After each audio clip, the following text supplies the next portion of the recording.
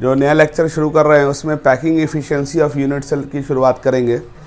Last lecture में मैंने आपको क्लोज पैकिंग अरेंजमेंट पूरा करवा दिया था और मैंने आपको बताया था कि बीसीसी और ईसीसी यूनिट सेल जो हैं वो किस अरेंजमेंट से निकलते हैं, है ना। यहाँ तक मैंने करवा दिया था। और आज हम लोग पढ़ेंगे packing efficiency of unit cell. Packing efficiency का क्या मतलब होता है पहले समझ लो। कोई भी अगर यूनिट सेल होगा तो यूनिट सेल के अंदर कितना जगह जो है वो ऑक्युपाइड है, कितना जगह क्या है, ऑक्युपाइड है। ऑक्युपाइड का मतलब क्या होता है, जो आइटम हम उसमें फिल करेंगे। आप जानते हैं यूनिट सेल क्या होता है, अरेंजमेंट से, क्लोज पैकिंग अरेंजमेंट से निकल के आता है। तो उसमें बेसिकली आइटम मौजूद होते हैं, तो वो कितनी जगह कवर कर रहे हैं और कितनी जगह उसमें खाली है, उसको हम लोग पैकिंग एफिशिएंसी के टर्म में देखते हैं। ठीक है जी। तो पैकिंग एफिशिएंसी का एक और भी नाम है, इसको पैकिंग फ्रैक्शन कहते हैं। क्या कहते हैं बच्चों? पैकिंग फ्रैक्शन कहते हैं। और पैकिंग फ्रैक्शन क्या होता है? इट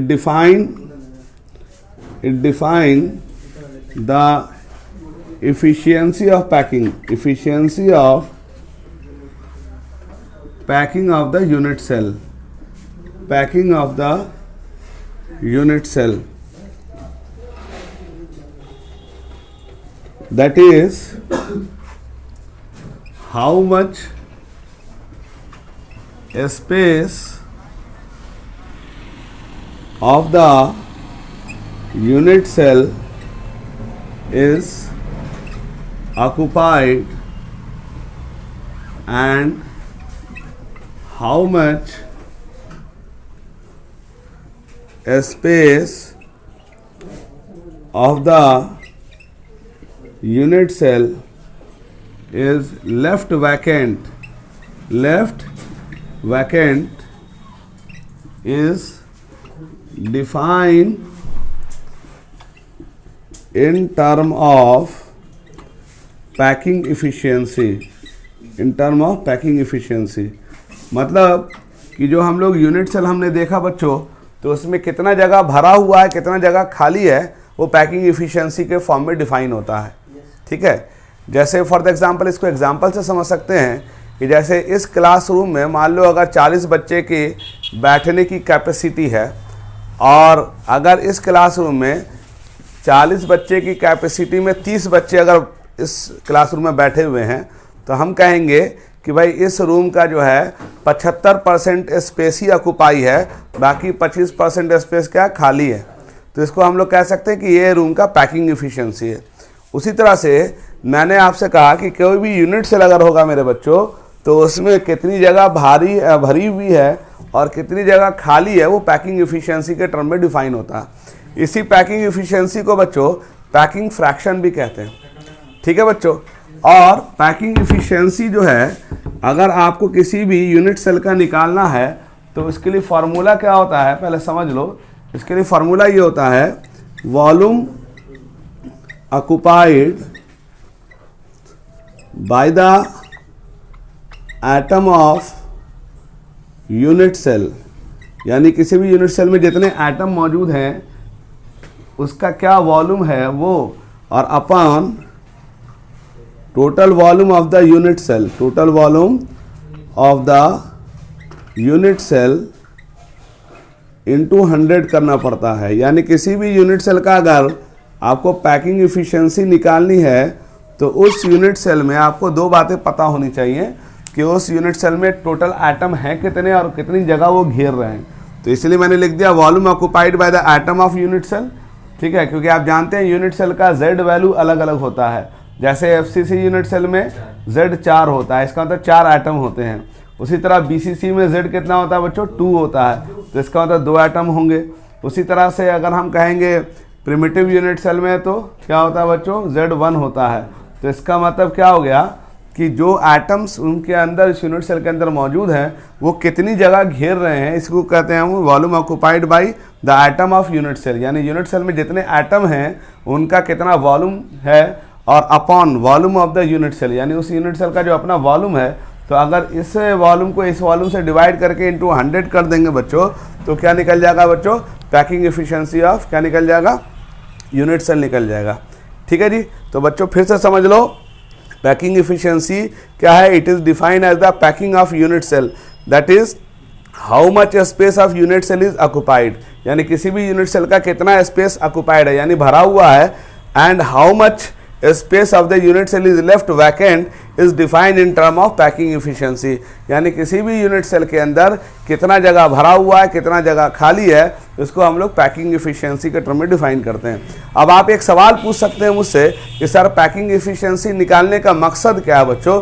तो इसका मेन मकसद ये होता है बच्चों कि जैसे वो एग्जाम्पल के तौर पे हम समझ सकते हैं कि जैसे फेस सेंटर्ड यूनिट सेल का पैकिंग इफिशियंसी 74% होता है। कितना परसेंट होता है? 74%। इसका मतलब ये हुआ कि एफसीसी यूनिट सेल का 74% जो वॉल्यूम है वो कवर्ड है, घेरा हुआ है, और 26% खाली है।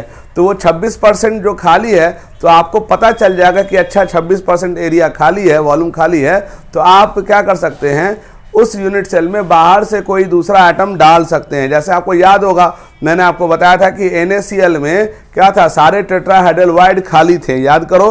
तो इसका मतलब आपको पता चल गया ना कि कहाँ कहाँ पे जगह खाली है।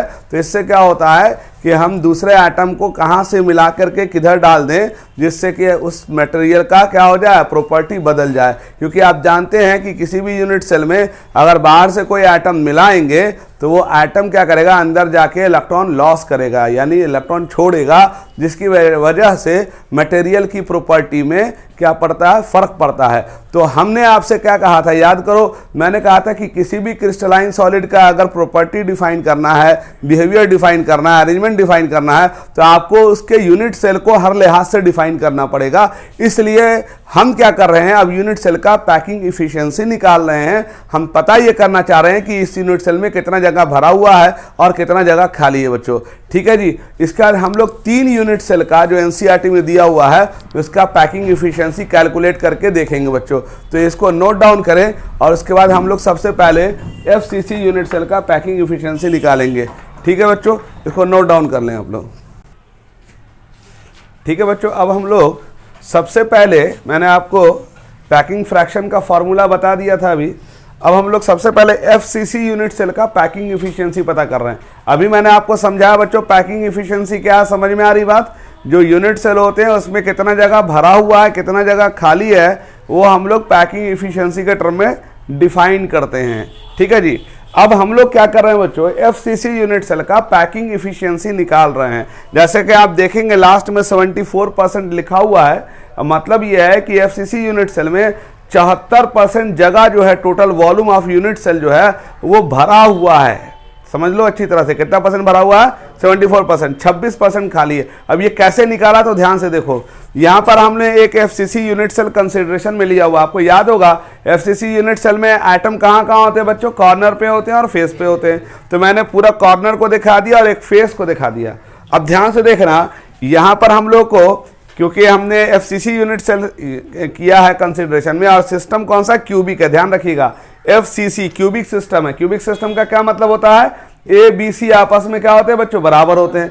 तो आपको एक बात तो तय हो गई कि आपको volume of the unit cell a cube होगा, क्योंकि ए बी सी आपस में क्या है? बराबर है। तो हम इसको ए क्यूब कह सकते हैं ना, इतनी बात तो आपको मालूम है। अब ध्यान से देखिए, हमने कंसीडर किया हुआ, let us consider FCC unit cell having edge length a b and c. A B c edge length है। अब क्योंकि ए बी सी आपस में बराबर है, तो हम कह सकते हैं ना कि ये ए क्यूब इसका वॉल्यूम है। ठीक, और इसका फेस डायगोनल भी है। ध्यान से देखना, यहां से लेके यहां, इस कॉर्नर से इस कॉर्नर की दूरी को हम लोग कहते हैं फेस डायगोनल। ध्यान रखेंगे, ये फेस डायगोनल है। और आपको मालूम है कि फेस पे एटम मौजूद होता है, बोलो हाँ या ना? तो ये फेस डायगोनल हो गया, और फेस डायगोनल बी माना जा रहा है। क्या माना जा रहा है बच्चों? बी। तो हमको क्या करना है, इस यूनिट सेल का पैकिंग इफिशियंसी निकालना है। तो अब हम पहले कंसिडरेशन में लेंगे ट्राइंगल ए बी सी को। किसको ले लेंगे? Triangle A B C. अब आप जानते हैं ट्राइंगल ए बी सी में क्या होगा? ए सी स्क्वायर, यानी यहाँ से लेके यहाँ तक ये डायगोनल है, तो फेस डायगोनल, तो A C square equal to क्या हो जाएगा? B C square plus A B square हो जाएगा। बोलो हाँ या ना? B C square plus A B square. अब बताओ ये क्या है? ध्यान से देखना, ये भी ए है और ये भी ए है। बोलो हाँ या ना? क्योंकि यहाँ पर कौन सा सिस्टम है? क्यूबिक सिस्टम है ना? अरे बोलो, तो क्यूबिक सिस्टम में ए बी सी आपस में बराबर होता है, तो इसलिए हम इसको भी ये मान लेते हैं, इसको भी ये मान लेते हैं। तो क्या आ जाएगा? A C square equal to क्या आ जाएगा? B C square plus A B square. अब ध्यान से देखो, ए सी स्क्वायर जो है ये क्या है? ध्यान से देखो, ये फेस डायगोनल बी है। बोलो, तो हम लिख सकते हैं ना B square equal to A square plus A square. बोलो हाँ या ना? अरे बोलो ना यार, अरे यहाँ से लेकर यहाँ तक की दूरी ए है और ये भी दूरी ए है और ये क्या बी है। तो अब हमारे पास ट्राइंगल किस में ले लिया, ए बी सी में। तो ए बी सी में A C square equal to क्या देगा, B C square plus A B square. तो मेरे लाल इसको हम लिख सकते हैं ना, B square equal to A square plus A square. तो बताओ मेरे लाल B square equal to 2a square लिख सकते हैं। अब बताओ इसको B equal to root 2a लिख सकते हैं, क्योंकि स्क्वायर हटाएंगे तो रूट में बदल जाएगा। बात समझ में आ रही है? हाँ, स्क्वायर हटेंगे तभी तो रूट पे आएगा जी, ठीक।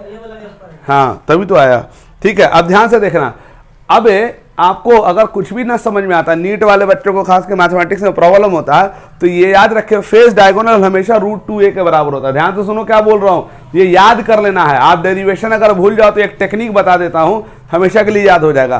फेस डायगोनल हमेशा क्या होता है, रूट 2a के बराबर होता है। ध्यान से सुन लो क्या बोल रहा हूँ, फेस डायगोनल हमेशा रूट 2a के बराबर होता है। और याद रखना बॉडी डायगोनल हमेशा रूट 3a के बराबर होता है। पहले माइंड में सेट कर लो। नीट के विद्यार्थी जो बायोलॉजी वाले बच्चे हैं उनको डेरिवेशन में प्रॉब्लम आती है, तो ये टेक्निक बता देता हूँ कैसे याद करते हैं। आपको फेस डायगोनल हमेशा रूट 2a होगा और बॉडी डायगोनल हमेशा रूट 3 होगा, पहले याद कर लो। अब देखो यहाँ पर हमने b का वैल्यू निकाल दिया रूट 2a, ये क्या है, फेस डायगोनल है। अब बताओ अगर r radius of the sphere है, r क्या है, रेडियस ऑफ द स्फीयर, तो b इक्वल टू 4r होगा। b इक्वल टू क्या होगा, 4r। आप पूछोगे नहीं सर कैसे होगा, तो ध्यान से देखो, यहां से लेकर के यहां तक की दूरी, ध्यान से देखना, यहां से लेकर यहां, तो इसका एक रेडियस इस्तेमाल हुआ और इसका 2 रेडियस इस्तेमाल हुआ, इसका भी तो एक रेडियस इस्तेमाल हुआ नहीं, तो एक रेडियस, 2 रेडियस और एक रेडियस, टोटल कितना हुआ, 4 रेडियस। ये तो मैं आटम को अलग अलग करके दिखा रहा हूं ना, अगर चिपकाऊंगा तो सारे आटम सट जाएंगे ना एक दूसरे में, बोलो यार। तो इसका मतलब ये यहां से लेकर यहां तक की दूरी क्या होगी, 4r हो गई। और फेस डायगोनल b किसके बराबर, अभी मैंने निकाला था, किसके बराबर निकाला था, रूट 2a के बराबर निकाला था। मतलब बोलो ना यार, b का वैल्यू कितना निकाला, रूट 2a, और रूट 2a निकाल लिया और b का वैल्यू कितना, 4r है, तो हम 4r equal to root 2a लिख सकते हैं ना, लिख सकते हैं, बोलो। तो अब 4r equal to root 2a हो गया, तो देखो a निकल गया। a क्या है, a क्या आपको मालूम है, edge length of the unit cell है। ये फॉर्मूला इंपॉर्टेंट है, याद रखिएगा। ये क्या है, edge length of the unit cell, ठीक है बच्चों। और r क्या है, रेडियस ऑफ स्फीयर। r क्या है मेरे बच्चों, रेडियस। अगर आपको एफसीसी यूनिट सेल का एज लेंथ निकालने को कह दे, क्या निकालने को कह दे, एज लेंथ, तो आप क्या फॉर्मूला लगाएंगे, 4r अपॉन रूट 2। अब आप इस फॉर्मूला को याद नहीं करेंगे, ध्यान से सुन लो, मैं टेक्निक बता रहा हूं। फॉर्मूला याद कभी मत कीजिएगा, क्योंकि फॉर्मूला याद करेंगे तो बहुत सारा फॉर्मूला आगे मिलेगा, भूल जाइएगा। सिंपली ये याद रखो कि फेस डायगोनल किसके बराबर होता है, रूट 2a के बराबर होता है। और यहां से लेकर यहां तक की दूरी किसके बराबर होती है, 4r के बराबर। तो रूट 2a बराबर क्या हो जाएगा, 4r हो जाएगा। तो a का वैल्यू निकल गया 4r अपॉन रूट 2, बोलो हाँ या ना। अब बताओ, हम इसको ऐसे भी लिख सकते हैं, 2 रूट 2r लिख सकते हैं, बोलो हाँ या ना। अब बताओ, अगर हम a निकाल दिया तो r भी तो निकाल सकते हैं ना। r क्या, रेडियस ऑफ द एटम निकल जाएगा। तो हमारे पास 2 फार्मूला आ गया, एफसीसी यूनिट सेल का एज लेंथ निकालने का फार्मूला आ गया, अगर रेडियस ऑफ एटम दिया हो, या अगर एज लेंथ दिया हो तो रेडियस निकाल सकते हैं, बोलो है या ना। तो a दिया रहेगा तो r निकल जाएगा, r दिया रहेगा तो a निकल जाएगा। अब इतनी बात तो आपको समझ में आ गई होगी। अब आप जानते हैं यूनिट सेल कौन सा है, एफसीसी है। तो एफसीसी का z कितना होता है बच्चों, 4 होता है। इसका मतलब इस यूनिट सेल में टोटल आइटम कितने हैं, 4, बोलो है या ना। अब बताओ एक आइटम का वॉल्यूम कितना होता है, 4/3 पाई r क्यूब।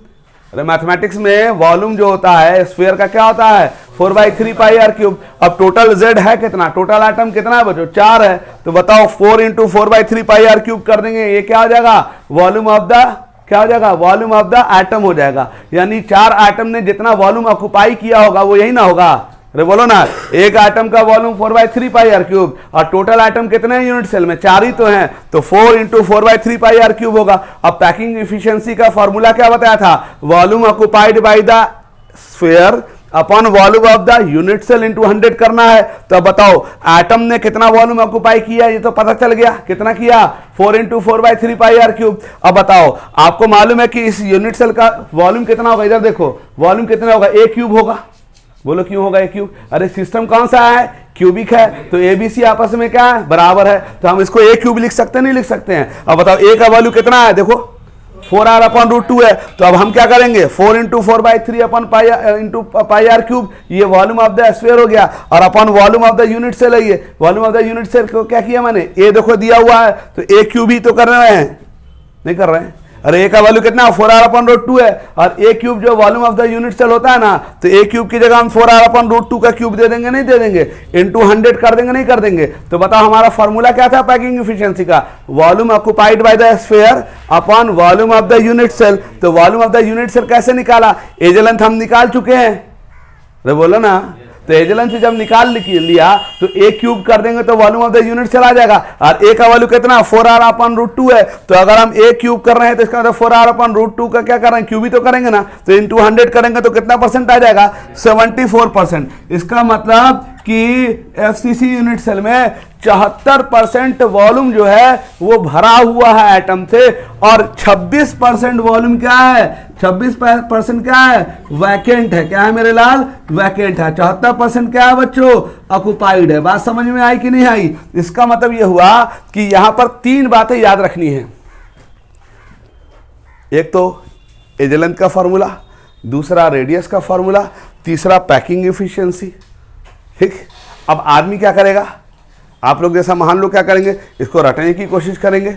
तो मैं आपको बता दूं इसको रटने की जरूरत नहीं है, हमेशा याद रखना कि फेस डायगोनल किसके बराबर होता है, √2a के बराबर होता है। ये याद कर लो, अपने आप सारा फॉर्मूला याद हो जाएगा। फेस डायगोनल किसके बराबर होता है, √2a के, और फेस डायगोनल 4r के भी बराबर होता है। 4r = √2 हो गया तो ये भी निकल जाएगा, r भी निकल जाएगा, और ए निकल गया तो ए क्यूब जो होता है volume of the unit cell है, और वॉल्यूम ऑफ द स्फीयर कितना होगा, तो 4 एटम है, और एक एटम का वॉल्यूम कितना होता है 4/3πr³। तो 4 से गुना कर दिया तो टोटल वॉल्यूम स्फीयर का निकल गया, और volume of the unit cell a cube होता है। ए का वॉल्यूम हमने निकाल लिया तो ए का क्या कर दिया हमने, क्यूब कर दिया तो आ गया। ठीक, तो अब मैं आपको बता दूं इसमें क्या क्या बातें याद रखनी है। रेडियस का फॉर्मूला याद रखना है, एज लेंथ का फॉर्मूला जो बिना याद नहीं करेंगे, 4r = √2, बस इतना याद रखेंगे। ठीक है, और जो बोर्ड एग्जाम में जब क्वेश्चन आएगा, ध्यान से सुनना, बिहारवा में जो क्वेश्चन आता है वो ये पूछेगा कि बताओ एफसीसी का पैकिंग एफिशिएंसी कितना है, तो हमको याद करना पड़ेगा 74% है, यानी 74% एफसीसी यूनिट सेल का क्या है, भरा हुआ है, और 26% क्या है, खाली है। क्लियर? और दूसरा कंपटीशन के लिए क्या याद रखना पड़ेगा, तो एज लेंथ का फॉर्मूला, रेडियस का फॉर्मूला जो हम याद नहीं करेंगे क्या कर लेंगे, 4r = √2a बस याद कर लेंगे, अपना फॉर्मूला सारा याद हो जाएगा। इज इट क्लियर बच्चों? तो इसको आप लोग नोट डाउन कर लीजिए बच्चों। अब देखो बच्चों, हम लोग अब बीसीसी यूनिट सेल का पैकिंग एफिशिएंसी निकालते हैं। देखो यहाँ पर फाइनली 68% मैंने पैकिंग एफिशिएंसी निकाल के दिखा दिया है। 68% का मतलब क्या होगा बताओ, जितना वॉल्यूम है उसका 68% जगह उसका क्या है, भरा हुआ है, और 32% एरिया क्या है, खाली है। ये बोर्ड एग्जाम में पूछा जाने वाला फेमस क्वेश्चन है। बोलेगा बताओ बॉडी सेंटर्ड में कितना भरल छे, कितना खाली छे, तो 68% भरा हुआ है और 32% क्या है, खाली। अब कैसे होगा, तो ध्यान से देखना, ये हमने body centred unit cell imagination में ले रखा है। इसमें आपको मालूम है ना, लैटिस पॉइंट एटम कहाँ कहाँ होते हैं भैया, कॉर्नर पे होते हैं, और कहाँ होते हैं, centre of the unit cell पे।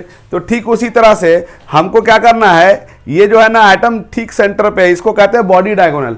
पहले तो एक बात हमेशा के लिए याद कर लो, जैसे मैंने भी आपको थोड़ी देर पहले कहा था कि फेस डायगोनल क्या होता है, √2a, और वो किसके बराबर होता है, 4r के। तो अब यहां पे याद कर लो, बॉडी डायगोनल हमेशा √3a = 4r के होता है। ये नीट वाले के लिए बोल रहा हूं मैं, डेरिवेशन आपको अगर नहीं याद करना है तो आप याद रखो, क्योंकि रेडियस और एज लेंथ का फॉर्मूला आदमी याद करने बैठ जाता है, याद नहीं करना, खाली याद रखो फेस डायगोनल √2a के बराबर होता है, वो 4r के बराबर होता है। बॉडी डायगोनल √3a के बराबर होता है और वो भी 4r के ही बराबर होता है। ये याद हो गया तो एज लेंथ का फॉर्मूला भी याद होगा, रेडियस का भी फॉर्मूला याद हो जाएगा। अब मैं आपको दिखाता हूं कैसे है। तो ठीक उसी तरह से जैसे हमने एफसीसी के लिए देखा था, let us consider BCC unit cell having edge length a। ठीक, इसका लंबाई क्या है, एज लेंथ a है। अब क्योंकि क्यूबिक सिस्टम है तो एबीसी बराबर है, तो a ही हम मान लेते हैं ना।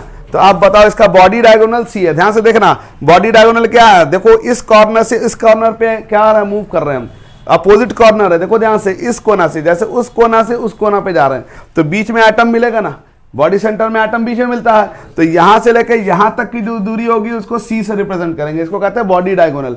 बात समझ में आ रही है? बॉडी डायगोनल क्यों ले रहे हैं, समझ में आ गया, क्योंकि एटम सेंटर पर भी है। Um right? समझ रहे हैं ना बाबू?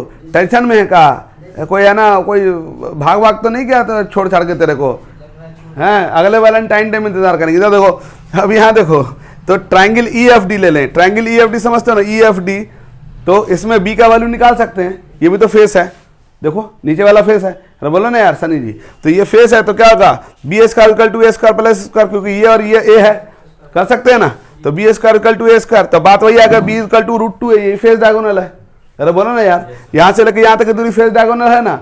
अब ये क्यों निकाला सोचो, क्योंकि हमको निकालना क्या, सी, तो सी कैसे निकालेंगे, जब तक बी नहीं मालूम होगा तब तो सी निकलेगा नहीं, तो हमने बी निकाल दिया। अब बताओ ट्राइंगल AFD में, AFD कौन हुआ, AFD, ठीक है जी, तो AFD में देखो ध्यान से, AFD में तो अगर हम देखते हैं सी स्क्वायर इक्वल टू क्या हो जाएगा, बी स्क्वायर प्लस ए स्क्वायर हो जाएगा, क्योंकि ये वाली जो दूरी है ये यही तो है, बोलो ना, बोलो बोलो यार, सी स्क्वायर इक्वल टू क्या जाएगा, बी स्क्वायर प्लस ए स्क्वायर, और बी स्क्वायर ए स्क्वायर प्लस बी स्क्वायर हो गया।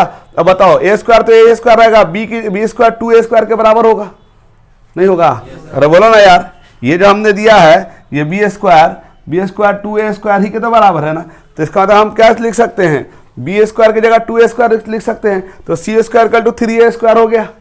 बोलो अब सी को क्या करेंगे हम, इससे ना स्क्वायर हटाएंगे तो रूट में आ जाएगा √3a, देखो बॉडी डायगोनल आ गया, जो मैंने आपको याद करने को कहा था ना, बॉडी डायगोनल क्या होता है, √3a, याद कर लो मेरे लाल, फेस डायगोनल क्या होता है, √2a, नीट वाले के लिए बोल रहा हूं, मैथमेटिक्स वाले के लिए आपको मालूम है कैसे हो गया ये। तो अब बताओ √3a, अब देखो यहां से लेकर यहां तक की दूरी √3a है, और बताओ यहां से लेकर यहां तक की दूरी तो 4r भी तो है ना, बोलो ना, 1r 2r 3r 4r, बोलो यार, तो कितना हो गया, √3a इक्वल टू क्या हो जाएगा, 4r के बराबर हो गया। बोलो अब बताओ √3 इक्वल टू 4r हो गया, तो देखो a निकल गया, आगे ना r भी निकल गया, वहां पर क्या था, फिर वहां पर क्या था एफसीसी में, √2a इक्वल टू 4r था, यहाँ √3a इक्वल टू 4r है, तो यहां से भी a निकल गया और r निकल गया। अब बताओ बीसीसी यूनिट सेल का z कितना होता है, 2 होता है, इसका तो एटम कितना है इसमें 2, और एक एटम का वॉल्यूम कितना होता है 4/3 πr³, तो टोटल एटम 2 है और एक का वॉल्यूम कितना है 4/3 πr³, तो 2 × 4/3 πr³ करेंगे तो क्या होगा, total volume of the atom निकल जाएगा। और बताओ, और यूनिट सेल का वॉल्यूम कितना होता है a³ तो a का वॉल्यूम कितना निकाल रखा है, बोलो 4r/√3, तो 4r/√3 का क्या कर दिया, √3 को क्यूब कर दिया, और वॉल्यूम ऑफ द एटम तो निकाल ही चुके हैं, इंटू 100 कर देंगे तो कितना आ जाएगा 68%, कितना आ जाएगा मोरेलाल 68%। समझ में आ गया। अब आपको इसमें याद क्या रखना और याद क्या बात भूल जानी है, डेरिवेशन याद नहीं करना है, आमतौर पे डेरिवेशन नहीं आता है, लेकिन आपको अगर एक बात मालूम होगी तो आपको डेरिवेशन भूल भी जाओगे तो कर लोगे, और वो क्या है कि body diagonal √3 equal to 4r होता है, तो आपको वहां पर b निकालना पड़ेगा, फिर c निकालेंगे। बात समझ में आ रही है। उसी तरह से ये याद रखेंगे कि है आपका जो है इसका z वैल्यू 2 है, तो इसका volume occupied by the sphere क्या होगा 2 × 4/3 πr³ होगा। Is it clear. उसके बाद हम लोग पैकिंग एफिशिएंसी कितना निकाल लिया 68%। तो बिहार बोर्ड में खास करके पूछता है बीसीसी का पैकिंग एफिशिएंसी कितना हो गया है, तो 68%। एफसीसी का पैकिंग एफिशिएंसी कितना होता है 74%। कितना जगह खाली है कितने जगह भर्ती है पूछता है। ये नीट में भी आता है और IIT जेई के इसमें आता है, मेंस में भी आता है बच्चों। इसको आप लोग नोट डाउन कर लो, फिर जो है हम लोग आगे बढ़ेंगे। अब हम लोग क्या करेंगे, प्रिमिटिव यूनिट सेल का हेडिंग में डालिए प्रिमिटिव यूनिट सेल निकालेंगे। प्रिमिटिव यूनिट सेल का पैकिंग एफिशिएंसी कैसे निकलेगा, इधर ध्यान दो। ये जो है आपका प्रिमिटिव यूनिट सेल होता है। प्रिमिटिव यूनिट सेल किसे कहते हैं बच्चों, जिसमें एटम कहाँ होंगे, बोलो ना यार, सिर्फ कॉर्नर पे होंगे। क्या होंगे, सिर्फ कॉर्नर पे। तो अब बताओ, जब सिर्फ कॉर्नर पे होंगे तो आपको मालूम है कि ये सिंपल क्यूबिक भी कहलाता है, तो इसका मतलब इसका एज लेंथ क्या होगा ए। तो देखो ध्यान से, let us consider primitive unit cell, primitive unit cell having edge length, having edge length A. ठीक है जी, एज लेंथ क्या है, ए है। ध्यान से देखो। तो अब बताओ कि एज लेंथ जो होगा ये किसके बराबर होगा, ध्यान से देखना। ये एज लेंथ है, ये एज लेंथ ए है, तो बताओ ये ए किसके बराबर होगा, ये 2r के बराबर होगा। देखो ना यार, ये दो एटम के मिलने से ना ये एज लेंथ बना है, तो इसका मतलब क्या हो जाएगा, ए इक्वल टू 2r हो जाएगा। बोलो आइए ना, इसका मतलब ये फॉर्मूला हो गया, ए का फॉर्मूला हो गया और r का फॉर्मूला हो गया। जैसे फेस डायगोनल में क्या था, इधर देखो, फेस डायगोनल में क्या था, √2a इक्वल टू 4r। अब बॉडी डायगोनल में क्या था, √3 = 4r, तो यहाँ पर प्रिमिटिव में a = 2r है, तो देखो a अगर निकालना रेडियस दिया रहेगा एटम का तो दो से गुना कर दोगे, a निकल जाएगा, और अगर a दिया हुआ है तो r निकल जाएगा। अब बताओ, और volume of the unit cell कितना होगा, बोलो volume of the unit cell, बोलो कितना हो जाएगा, a³ होगा, बोलो ना, और a³ किसके बराबर है, a किसके बराबर है, 2r के, तो ये 2r³ हो जाएगा, बोलो, तो ये किसके बराबर होगा, 8r³ के बराबर, बोलो ना यार, 8r³ हो जाएगा नहीं हो जाएगा। अब बताओ, for FCC sorry for primitive unit cell इसका z कितना होता है, जल्दी बोलो, z कितना होता है, 1 होता है, बोलो, इसका मतलब इसका क्या होगा, volume occupied by the sphere कितना होगा, जल्दी बोलो, volume occupied by the sphere कितना हो जाएगा, जल्दी बोलो, 4/3 πr³ हो जाएगा। अरे एक ही तो है ना। अब पैकिंग फ्रैक्शन क्या होता है, बोलो, वॉल्यूम ऑफ द स्फीयर कितना हो जाएगा, 4/3 πr³। अरे एक ही क्यों लिया, समझ में आ रहा ना, क्यों लिया, क्योंकि एक ही एटम है। और बताओ, और volume of the unit cell क्या है, 8r³ है, नहीं है, अरे a का वैल्यू 2r है, तो a³ लेंगे ना, क्योंकि वॉल्यूम निकालना है, ABC आपस में क्या बराबर है, वे सिस्टम कौन सा है, क्यूबिक, तो क्यूबिक में ABC आपस में बराबर होवे ना होवे, तो इसका तो a³ लिख सकते हैं, और a का वैल्यू कितना 2r, तो 8r³ हो गया, तो बोलो 8r³ हो जाएगा अपन इंटू क्या हो जाएगा 100 हो जाएगा, तो ये कितना आ जाएगा 54%, कितना आ जाएगा 54%। ठीक है जी, टोटल पैकिंग एफिशिएंसी कितनी आ गई 50 कितना परसेंट है 52.4% है, सॉरी 52.4%, 52.4%, यानी कि 52.4% जो वॉल्यूम है वो ऑक्युपाइड है, और बाकी सारे वॉल्यूम क्या है बच्चों, खाली है। बात समझ में आई कि नहीं आई। तो अब यहां पर एक फॉर्मूला ये हो गया, a = 2r, बस ये याद रखिएगा, तो a लेंथ भी निकल जाएगा अगर रेडियस दिया रहेगा, और अगर रेडियस नहीं दिया हुआ तो a निकल जाएगा। ठीक है बच्चों, बात समझ में आ गई। तो इसको आप लोग नोट डाउन कर लें बच्चों, और फिर नेक्स्ट लेक्चर में we will continue with the same topic, इस पर सवाल बनाएंगे बच्चों।